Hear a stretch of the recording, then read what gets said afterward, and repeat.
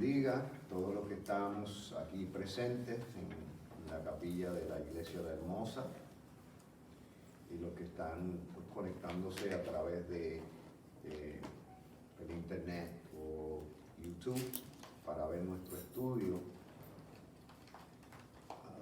Nuestro estudio es titulado Una casa dividida, y hemos sacado ese título de una porción que se encuentra en el Evangelio de Lucas, capítulo 11, versos del 14 al 28.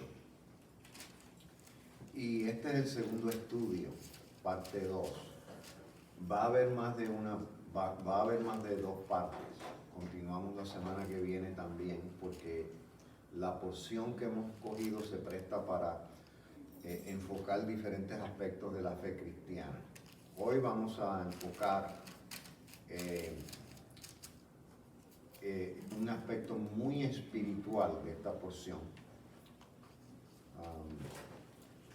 De manera que los únicos versículos que vamos a usar como fundamento, como base para nuestro estudio de hoy, son los versículos del 14 al 19. Dice así la palabra del Señor en esos versículos, Lucas 11, del 14 al 19.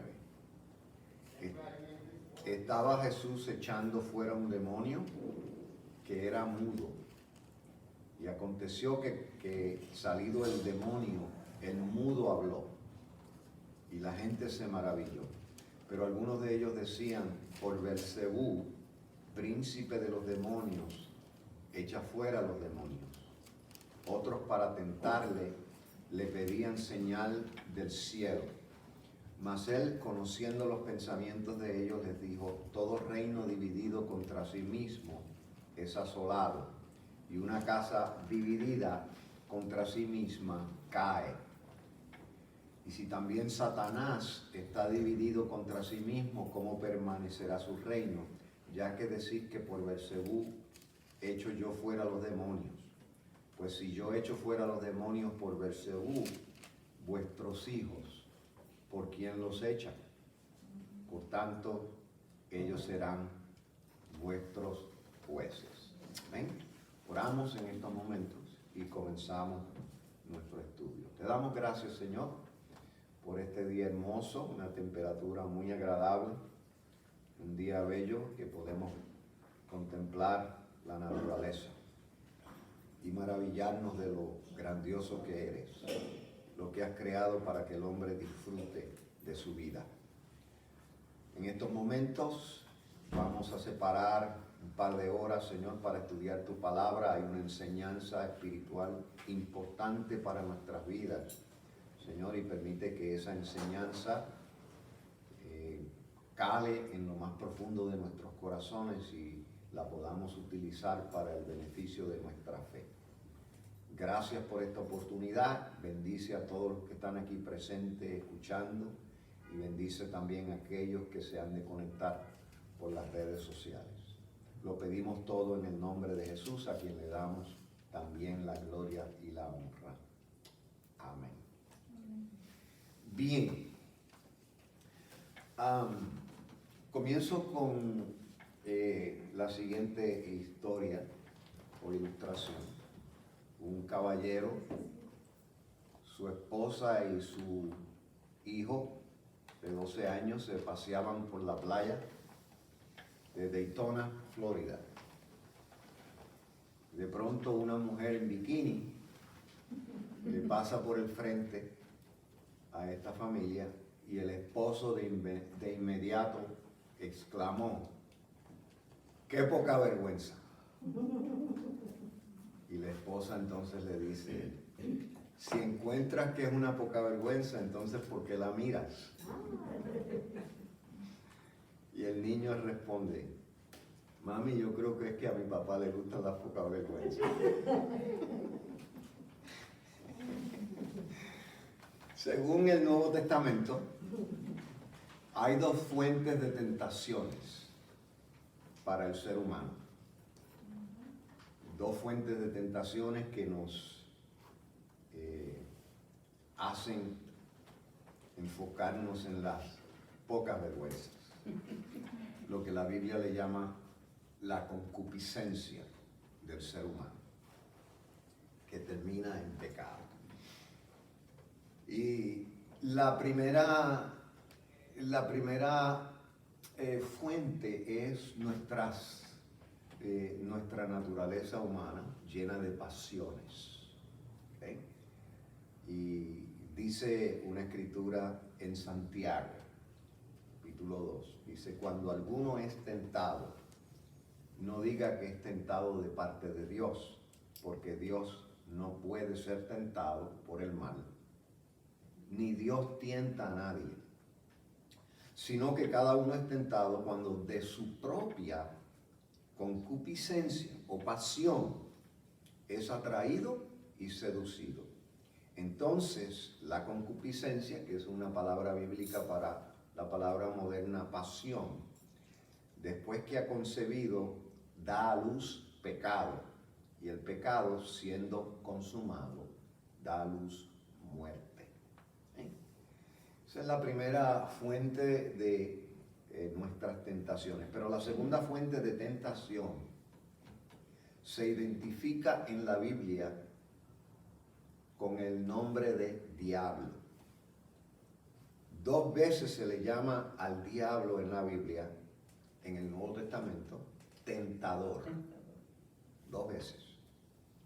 Primero, la primera vez que se le menciona como tentador fue cuando el Señor Jesús se apartó por unos 40 días para ayunar, y el diablo se le presentó personificado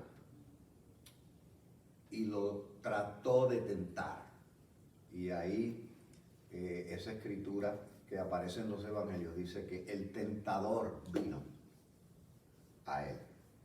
La segunda vez que se menciona al diablo como tentador, aparece ese término en la carta del apóstol Pablo a la iglesia en Tesalónica, primera de Tesalonicenses, capítulo 3, verso 5, donde Pablo le avisa a la iglesia que viene persecución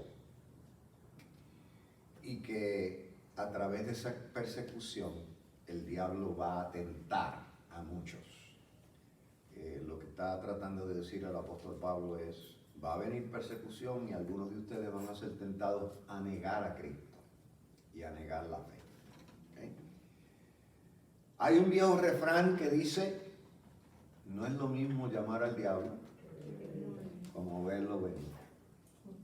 Y la porción de la Biblia que vamos a estudiar en este día, y que hemos estado estudiando, ya van para 2 jueves y vamos a continuar, nos vuelve a recalcar que Jesús creía en la existencia de un diablo, contrario a la mentalidad moderna que ya se está descartando. El diablo no existe, eso son cosas, imaginaciones, esos son inventos y falacias de los religiosos. Pero si vamos a estudiar lo que dice la Biblia y vamos a estudiar lo que dice Cristo, tanto Cristo como la Biblia nos aseguran que hay un diablo, que existe un diablo, que existe esa entidad. ¿Okay? Y cuando hacemos un estudio honesto de la Biblia, especialmente en el Nuevo Testamento, dice que este personaje, llegamos a la conclusión de que la palabra de Dios nos trata de advertir que el diablo tienta a los seres humanos de 3 maneras diferentes. ¿Okay? Nos tienta con nuestras necesidades para ver si dependemos de Dios o la suplimos por medios ilícitos. ¿Cómo diríamos un ejemplo de eso? Una persona tiene hambre, no tiene dinero, y la tentación sería a robar. Por el otro lado, la alternativa de Dios sería esperar que Dios provea. ¿Okay? Segundo, nos tienta con la vanagloria y el deseo de poseer cosas que a la larga han de aplastar nuestras prioridades. Voy a leer eso otra vez y voy a explicar algo sobre la palabra vanagloria. Nos tienta con la vanagloria y el deseo de poseer cosas que a la larga han de aplastar nuestras prioridades. La palabra vanagloria aparece solamente en los escritos del apóstol Pablo. Ningún otro escritor bíblico utiliza la palabra vanagloria. ¿Por qué? El apóstol Pablo, además de ser apóstol y ser pastor, era un intelectual. Era un hombre de mucha sabiduría, de muchos estudios, y era tan inteligente que inventaba palabras. Hay muchas palabras, hay una serie de palabras en el Nuevo Testamento que para nosotros son palabras comunes, pero en el tiempo de Pablo no eran comunes, fueron palabras que él se inventó. Una de las palabras que él se inventó es la palabra vanagloria. ¿Por qué? Porque antes de él usar ese término, existía la palabra vana y existía la palabra gloria. Él las unió las dos y convirtió esos dos términos en una sola palabra. Algo vano, sabemos lo que quiere decir algo vano, algo hueco, algo vacío, ¿okay? Algo que no tiene contenido dentro, ¿okay? Está hueco, está vacío, está vano. Y está la palabra gloria. Y la palabra gloria quiere decir presencia total. Básicamente eso es lo que quiere decir, presencia total. Y siempre he ilustrado la palabra gloria porque se usa mucho para hablar acerca en la Biblia con un término que se dice la gloria de Dios. ¿Okay? Y vanagloria, la palabra gloria significa presencia total. Por ejemplo, si por ahí entra Ana, si por ahí entra una persona, vamos a suponer que entra el presidente de los Estados Unidos. ¿Okay? El presidente de los Estados Unidos. Sea Biden, sea Obama, sea Trump, el que sea. Pero es el presidente de los Estados Unidos. Y entra por ahí, nosotros todos nos vamos a sorprender. ¿Okay? No solamente porque estamos viendo su físico, sino que estamos viendo también a la misma vez lo que representa esa persona. Representa la autoridad, el líder máximo, no solamente en nuestra nación, sino el líder máximo en el mundo entero. Quiere decir que la presencia del presidente de los Estados Unidos es mucho más que su físico, que su cuerpo. ¿Okay? La gloria representa la presencia de alguien tanto en lo físico, en lo relacional, en lo representativo, en lo espiritual, todo lo que encierra esa persona o ese individuo o esa entidad. Es por eso que Job, en cierta ocasión, y ustedes conocen, todos conocemos muy bien la historia de Job, un hombre muy rico, un hombre muy bueno, que el mismo Dios decía que no había justo como él. Sufrió una enfermedad, se le pegó una alergia bien grave, perdió sus hijos, perdió sus riquezas, perdió su reputación, perdió su testimonio. Llegó el momento en que él se quejó ante Dios y le dice: me has quitado toda mi gloria. ¿Qué quiso decir Job con eso? Todo lo que yo era, tú lo has desaparecido. Soy como nada. ¿Okay? Así que eso es lo que quiere decir gloria. Entonces el apóstol Pablo utiliza el término vano, algo hueco, algo sin contenido interior, y la palabra gloria, para para referirse a algo que su presencia o su representación es completamente vacío. Y entonces es ahí donde entra lo que queremos decir acerca de la segunda forma en que el diablo, Satanás, nos tienta con la vana gloria y el deseo de poseer cosas que a la larga han de aplastar nuestras prioridades. O sea, hay muchas cosas que el mundo nos ofrece, que nosotros las vemos por fuera muy lindas, pero cuando buscamos en el fondo de esas cosas son completamente huecas. Esas cosas no tienen valor para nuestras vidas. Y la tercera forma de el diablo tentarnos, nos tienta con la sustitución del foco de nuestra adoración. Cualquier cosa que se convierte en el centro de nuestra vida, se convierte en nuestro Dios y sustituye a Dios. ¿Okay? Y esa es una de las formas que el enemigo de la justicia y el enemigo de nuestras almas trata de hacernos enfocar en cosas para que nosotros pongamos nuestro corazón, nuestra mente, nuestras propias prioridades y nuestra adoración en cosas que sustituyan a Dios. Y básicamente de esto es que vamos a hablar en esta parte de nuestro estudio en el día de hoy. La tentación es una carnada que el diablo nos tira para hacernos caer y reírsele en la cara a Dios a cuenta de nosotros, si nosotros nos dejamos engañar y caer en la tentación. Y mientras que el enemigo tiene tres formas de tentarnos, Cristo nos ha enseñado tres maneras de vencer. ¿Okay? La primera, y podemos verlo en el ejemplo de la tentación de él en el desierto, porque el enemigo le citó las escrituras, porque escrito está. Y cuando Satanás le hablaba y le decía escrito está, es como decirle la Biblia dice. Es lo que básicamente quiere decir eso. Y Cristo le dice sí, pero también dice.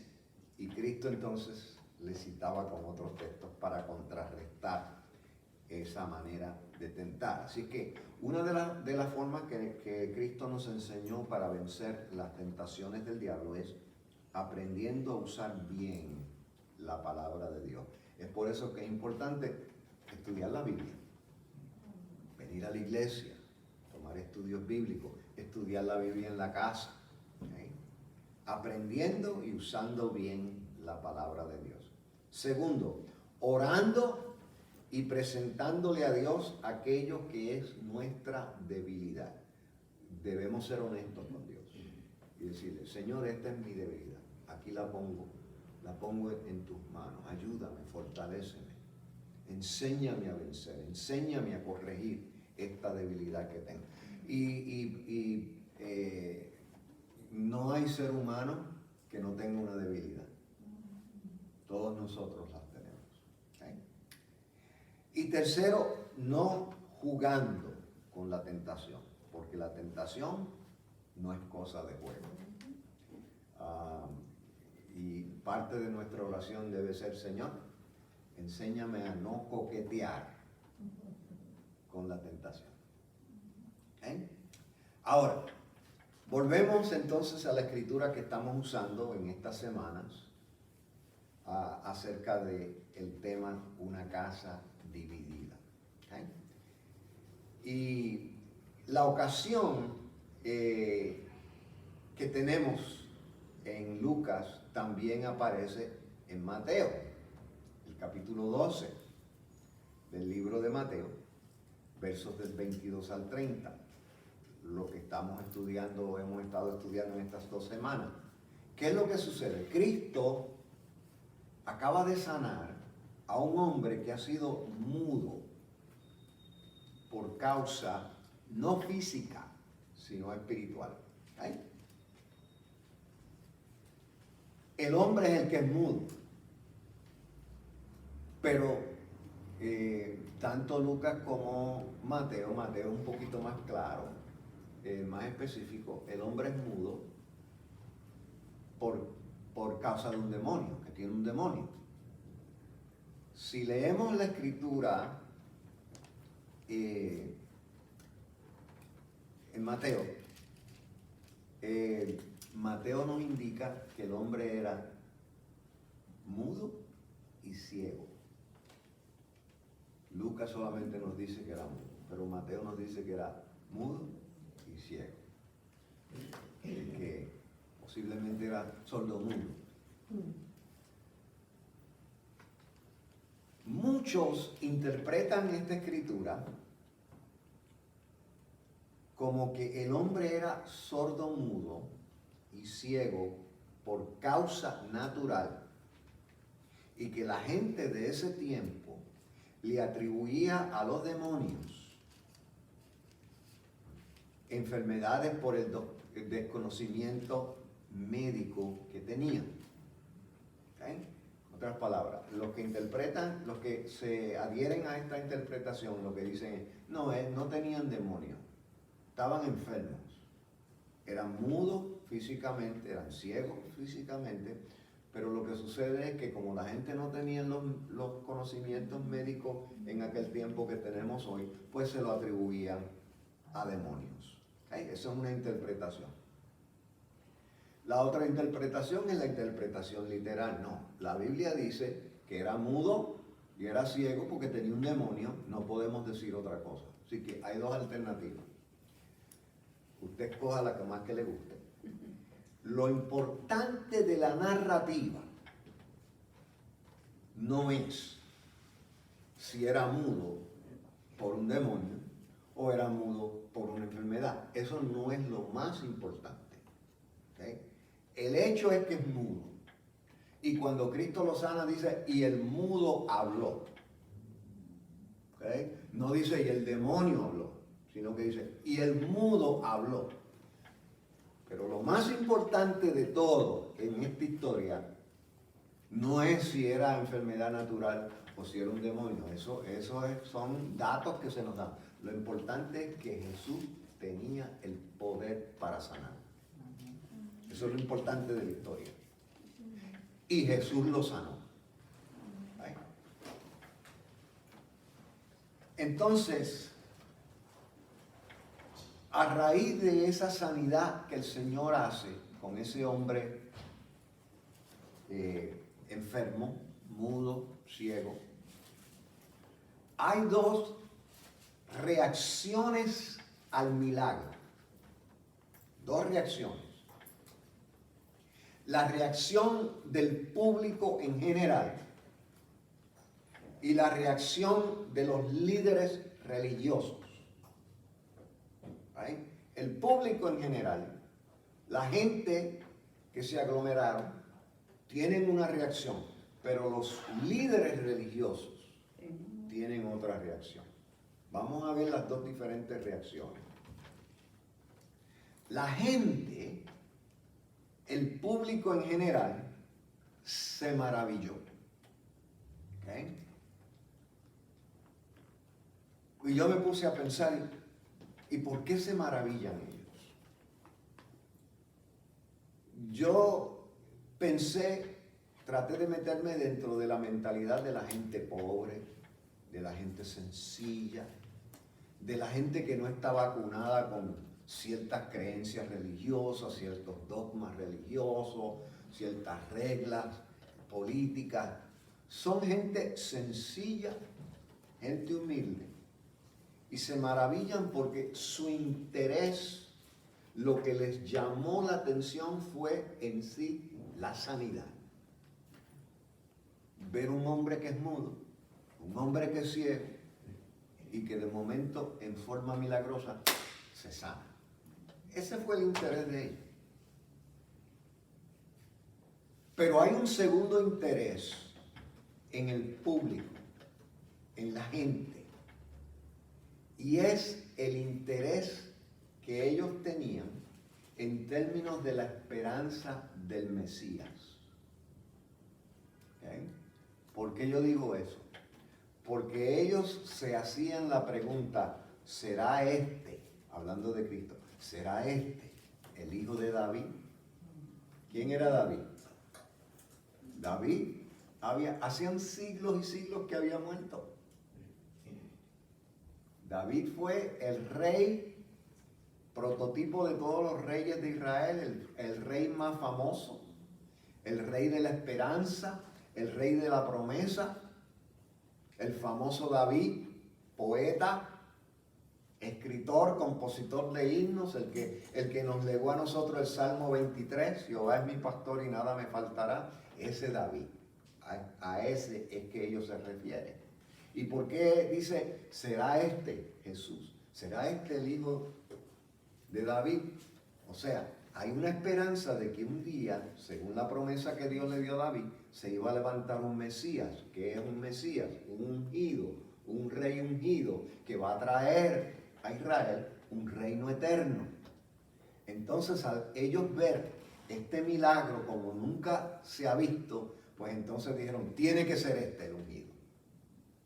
Y tenían razón. Ese es el ungido. ¿Okay? Así que esa es la reacción del público en general. Pero los líderes religiosos, los fariseos, tienen otra reacción diferente. La reacción de los líderes religiosos, la reacción de los fariseos es, este es un milagro diabólico. ¿Ven el contraste de reacciones? Unos lo ven como algo positivo, algo bueno, porque son gente sencilla. Gente que están abrazadas a una esperanza sana, buena. Estos tienen agendas políticas. Estos líderes religiosos tienen agendas escondidas. Y su reacción es, esto es un milagro diabólico. Y le atribuyen el milagro al poder de Belcebú. Al poder de Belcebú. Entonces el Señor les presenta, y ya mismo vamos a hablar de Belcebú, el Señor les presenta la ilustración de una casa dividida contra sí misma. Y la vamos a mencionar ligeramente porque vamos a tener otro estudio donde vamos a estudiar con más detenimiento el concepto de una casa dividida. Eso nada más nos va a traer muchas enseñanzas. Jesús utiliza para refutar la acusación de que Él ha hecho milagros diabólicos. El Señor utiliza lógica para refutar su acusación. ¿Cuál es la lógica? La lógica que usa el Señor es la siguiente. ¿Cómo es posible que el diablo eche fuera demonios? Los demonios son los peones del diablo. Los demonios son los agentes del diablo. Los demonios son los soldados del ejército del diablo. ¿Cómo va a ser que su propio ejército, que sus propios peones, que sus propios trabajadores se le vayan en contra del diablo? No puede ser. Así que el Señor utiliza esa lógica. ¿Por qué el Señor utiliza esa lógica? Porque el Señor lo que les quiere dejar ver a ellos es que aún el diablo, aún Satanás, sabe que en la unión está la fuerza. Cuando algo se divide, se debilita. ¿Okay? Y es por eso que los que quieren hacer daño, aún en los humanos tenemos es un ejemplo de esas conductas. Los que quieren hacer daño utilizan división. ¿Okay? En inglés hay un término muy usado, muy famoso, muy común, que dice divide and conquer. Y eso se le atribuye bastante a Hitler. Eso fue lo que él hizo en Alemania. divide and conquer. Si vamos a traducir esto al español, podríamos decir algo como divídelos y los vencerás. ¿Okay? Y el Señor usa esa lógica. El segundo argumento que usa el Señor para refutar la acusación de que Él ha sanado ese mudo y ese ciego por el poder de Beelzebú es una pregunta que hace el Señor. Y el Señor le pregunta: ¿y vuestros hijos, por quién los echan? En otras palabras, vuestros hijos también echan demonios fuera. ¿En qué nombre ellos los echan? ¿Okay? Ahora, ¿qué quiere decir, qué quiso decir Cristo con esa pregunta? Vuestros hijos. O sea, cuando Cristo dice vuestros hijos, Jesucristo está diciendo ustedes los judíos. ¿Okay? El pueblo judío echa fuera demonios también. Yo no soy el único. Y los que ustedes echan fuera, ¿por mano de quién ustedes lo echan? Ahora, ¿a qué se refiere Cristo y por qué a qué viene esa pregunta? Existían en los tiempos bíblicos exorcistas. Existían exorcistas. Les voy a dar un ejemplo. Hechos, capítulo 19, versos del 11 al 16, nos da un ejemplo de exorcistas que existían en el tiempo del Nuevo Testamento. Hechos 19, capítulo 19, versos del 11 al 16 dice: y hacía Dios milagros extraordinarios por mano de Pablo. Y es importante entender cómo la Biblia lo dice. Hacía Dios milagros por mano de Pablo. ¿Quién es el que hace el milagro? ¿Pablo o Dios? Dios. Es Dios. Pero Dios usa un vaso humano. Pero el poder está en Dios. Y hacía Dios milagros extraordinarios por mano de Pablo. De tal manera que aún se llevaban a los enfermos los paños o delantales de su cuerpo, y las enfermedades se iban de ellos, y los espíritus malos salían.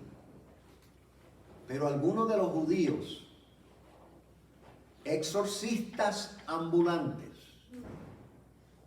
intentaron invocar el nombre del Señor Jesús sobre los que tenían espíritus malos, diciendo: os conjuro por Jesús, el que predica Pablo. Había 7 hijos de un tal Esceva, judío, jefe de los sacerdotes, que hacían esto. Pero respondiendo el espíritu malo o el demonio, le dijo a estos: a Jesús conozco y sé quién es Pablo, pero vosotros, ¿quiénes sois? Y el hombre en quien estaba el espíritu malo, saltando sobre ellos y dominándolos, pudo más que ellos. De tal manera que huyeron de aquella casa desnudos y heridos. Hay que tener cuidado en el nombre de quién hacemos las cosas. Y hay que estar seguro de que si hacemos las cosas en nombre de Jesús, tenemos la autoridad de Jesús. Hay que tener cuidado en decir Dios me dijo, y hay que asegurarse que verdaderamente Dios te dijo. Dios estaba haciendo milagros fuera de lo común. Y desde luego causó revueltas y alboroto. Se le enviaban se le enviaban piezas de vestir a los enfermos de Pablo, cuando Pablo no podía estar presente para orar por ellos. Y se mencionan 2 piezas de ropas, paños y delantales. Los paños era el turbante que se usaba en la cabeza para sujetar el cabello y aguantar el sudor. Y los delantales sobre el cuerpo era la pieza que se ponía la persona para proteger su ropa, como nosotros usamos delantales hoy en día. Quiere decir que los delantales eran en sí la pieza de vestir de trabajo del apóstol Pablo. ¿Okay? El apóstol Pablo trabajaba. El apóstol Pablo tenía un oficio, además de ser pastor y ser apóstol, él tenía un oficio. El apóstol Pablo trabajaba construyendo tiendas, casas de campaña. ¿Okay? Quiere decir que esta pieza pues, era la que él usaba cuando trabajaba. Esta escritura se ha utilizado para justificar el uso de amuletos religiosamente. El poder no estaba en los paños ni en los delantales. Ningún artículo material tiene poder de hacer milagros. Ninguna estatua tiene el poder de hacer milagros. Ningún retrato, ningún dibujo tiene el poder de hacer retratos, de hacer milagros. Solo Dios tiene el poder. Y Dios no necesita amuletos para hacer milagros. ¿Dónde reside el poder para que el milagro se dé? El milagro reside en el poder de Dios, en ese poder verdadero, y en la fe del que necesita el milagro. Una combinación de esos dos. Y aunque Dios no necesita amuletos para poner en función su poder sanador, los humanos a veces necesitamos cosas materiales para alentar nuestra fe limitada. Y eso es lo que está sucediendo aquí con los paños y los delantales. Es por eso que en las oraciones por los enfermos se usa aceite para ungir. ¿Okay? Pero el poder no está en el aceite. ¿Okay? El poder está en el poder de la oración, en el Dios que hace milagros. Lo que sí que el aceite se recomienda en la Biblia como algo material para que la persona se conecte, porque lo que sucede es que nosotros los humanos tenemos que ver para creer, tenemos que sentir para creer. Yo les garantizo a ustedes que si yo voy a orar por la hermana Carmen me pide oración, y yo le digo muy bien, y desde aquí oro por ella. Sí, ella va a sentir la intensidad de la oración que yo estoy dando desde aquí. Pero si ella me dice, necesito la oración, y yo me paro y voy y le pongo la mano encima, la toco, la unjo con aceite, ella va a sentir una intensidad de fe aún mayor. Nosotros los humanos somos gente de toque, somos gente de ver, somos gente de sentir, y esas cositas pues nos ayudan a nosotros a creer. Eso es lo que sucedía con los paños de Pablo, eso es lo que sucedía con los delantales de Pablo, eso es lo que sucede con el aceite de la unción, pero el poder es de Dios. El poder está en Dios. Cristo oró por un ciego. ¿Y cómo lo ungió? Con saliva. Y el ser humano, al sentir que hay que siente algo material sobre sí, pues eso le ayuda. Eso es parte del ser humano, ¿no? Pero no nos equivoquemos. Es peligroso utilizar amuletos. Y yo quiero que escuchen bien. Es peligroso usar amuletos para glorificar el instrumento humano que Dios usa. Yo he visto muchos espectáculos de usar amuletos, de usar paños, de usar pañuelos ungidos para glorificar a tal o cual evangelista, para que le manden ofrendas grandes, para que vean el programa de televisión de ellos y no los otros. ¿Okay? Y se usan esos amuletos para glorificar a un hombre, a un ser humano, y no glorificar a Dios. ¿Okay?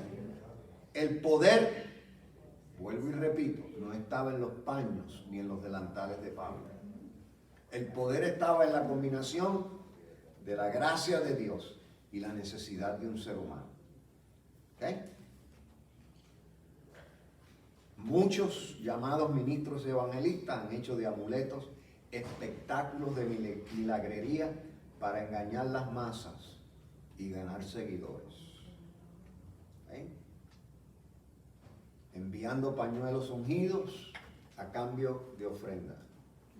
El apóstol Pablo no vendía paños. El apóstol Pablo no vendía delantales. ¿Okay? El apóstol Pablo trabajaba. Soplando gente. Hay muchos que, yo no sé, yo he visto espectáculos de ministros fantoches, soplando gente, profetizando generalidades en televisión.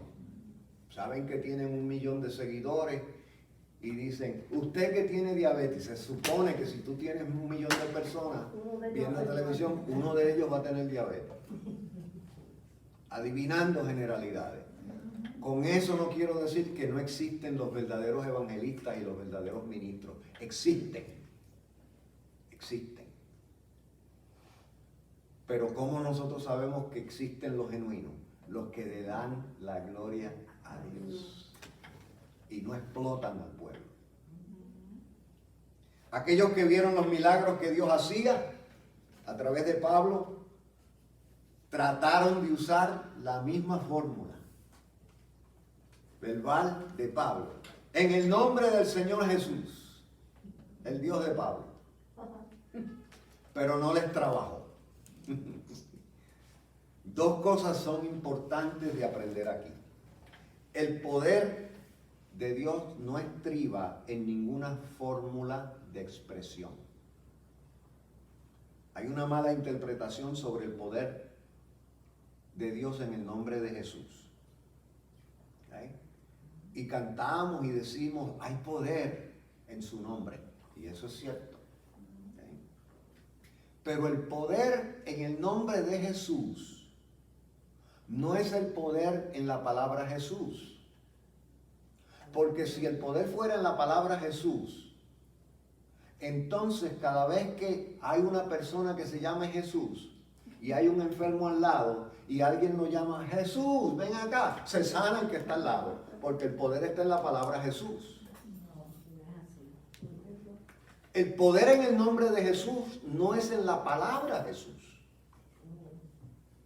El poder en el nombre de Jesús es el poder en la autoridad que tiene Jesús. ¿Okay? Si yo, por ejemplo, yo fui soldado y a mí me daba una orden el capitán de la compañía. El capitán de la compañía, en términos locales, es el más que manda. Y el capitán me daba una orden a mí. Y me decía a mí, sargento, vaya y dígale allá al almacén de armas que le tienen que dar a usted un rifle para traérmelo a mí. Entonces yo voy al almacén de armas y le digo al sargento del almacén de armas, vengo aquí a buscar un rifle para llevárselo al capitán. Y entonces me dice, ¿quién te dio la orden? Me la dio el capitán. ¿Okay? Vengo en nombre del capitán. Así que el poder no estriba en la palabra Jesús. El poder estriba en la autoridad del Jesús de la Biblia. Del Jesús, el Hijo de Dios. En ese nombre, en esa autoridad, en esa categoría, en ese reconocimiento que le dio Dios al Jesús que nació en Belén, que murió en la cruz del Calvario, que resucitó al tercer día, que ascendió a los cielos, en ese nombre Jesús es que hay todo poder. Pero no hay poder en todo el que se llama Jesús. Porque el poder no es en la palabra Jesús. El poder es en el nombre, en la autoridad, en la gracia y en el poder que Dios le dio al Jesús de la Biblia. ¿Okay? Usted puede estar todo un día diciendo Jesús, Jesús, Jesús y nada pasa. Si fuera así, pues fuera una palabra mágica, pero no lo es. No es un ábrete sésamo. El poder de Pablo se basaba en la relación íntima que tenía con Cristo, en el propósito que Pablo tenía en usar esa autoridad. Si Pablo comienza a utilizar el poder que Dios depositó en él con otro propósito que no fuera glorificar a Dios, se le acababa ese poder. ¿Okay? Entonces, yo le quiero dar un ejemplo moderno de lo que es tener el poder de Dios. ¿Okay? Yo fui miembro en mi juventud de el pastor Roberto Vázquez, el papá de mi esposa. La hermana Miriam lo conoció bien. Y el reverendo Roberto Vázquez, mi suegro, y fue mi pastor por muchos años, un hombre de Dios. Todavía lo es. Y un día, él fue a visitar a su hermana. Y cuando llegó, da la casualidad que su hermana estaba teniendo una sesión espiritista en la casa. Entonces, estaban en la sala, su hermana se sorprendió al verlo, porque su hermana sabe que él es pastor, y le dijo, espérate un momentito, vamos acá, ven acá, quédate aquí y espera aquí un rato, que tengo unas visitas aquí. Y era que tenían una sesión espiritista. Y metieron a mi pastor, lo metieron en un cuartito a esperar. ¿Qué sucedió? El medium espiritista le dice, tenemos que terminar esto. No podemos comunicarnos, no podemos hacer nada porque esa persona que está ahí tiene más poder que nosotros. Eso es tener el poder de Dios. Eso es tener el verdadero espíritu, el espíritu de Dios. Porque esto es diabólico, esto es de Dios. ¿Okay? Miren lo que sucede. Aquellos que empezaron a tratar de hacer magia con el poder que Dios le había dado a Pablo, dice, y muchos de los que habían creído, eso está en el capítulo 19, más abajo, en el verso 19, dice, y muchos de los que habían creído venían, los que habían creído en los milagros de Pablo, confesando y dando cuenta de sus hechos. Asimismo, muchos de los que habían practicado la magia trajeron los libros y los quemaron delante de todos, porque se dieron cuenta del fraude que era la magia. Y hecha la cuenta de su precio, hallaron que era 50,000 piezas de plata. O sea, los libros salían caritos. Y lamentablemente pues no tenían Amazon, que los podían conseguir más barato en ese tiempo. Los quemaron. Así crecía y prevalecía poderosamente la palabra del Señor. Una cosa es el diablo, una cosa es Dios.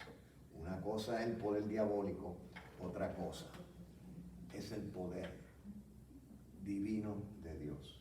Ahora, termino con esto, una definición de Belcebú y un ejemplo moderno de Belcebú. ¿Okay? ¿Quién es Belcebú? Y usted lo puede buscar en Google. Está en Google. Toda la información que usted quiera sobre Belcebú está en Google. Muchas gracias. Pero yo me voy a ir con la Biblia. El nombre Belcebú viene del antiguo término Baal-Zebú, que significa el señor de las moscas. ¿Okay? Se consideraba también el dios de las tinieblas, rey de los demonios. ¿A qué viene lo de las moscas? ¿Qué tiene que ver Belcebú con moscas? Esto es lo que sucede. Belcebú viene de la palabra antigua de Baal-Zebú, que era el dios antiguo de los Baales. Los Baales eran los dioses de Mesopotamia, del lugar de donde salió Abraham, antes de que se formara Israel. Estamos hablando de la antigüedad, Mesopotamia en el norte. Los dioses de esa región eran los Baales. Y esos dioses, esa cultura pagana, parte de la adoración de los dioses eran sacrificios de animales y seres humanos. A esos dioses se les sacrificaban matando animales y se sacrificaban también matando seres humanos.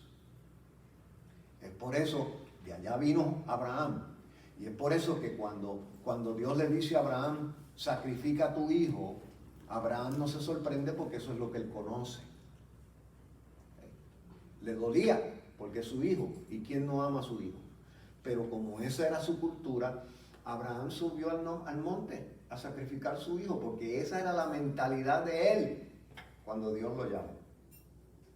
Y Dios utiliza su mentalidad, su cultura, su entendimiento de lo que es la religión, para entonces Dios empezar a bregar con Abraham y brindarle a Abraham y al mundo entero una nueva fe. ¿Y qué sucede? Dios no permitió que Abraham sacrificara a su hijo. Cuando él iba a levantar el cuchillo, Dios proveyó un cordero. ¿Okay?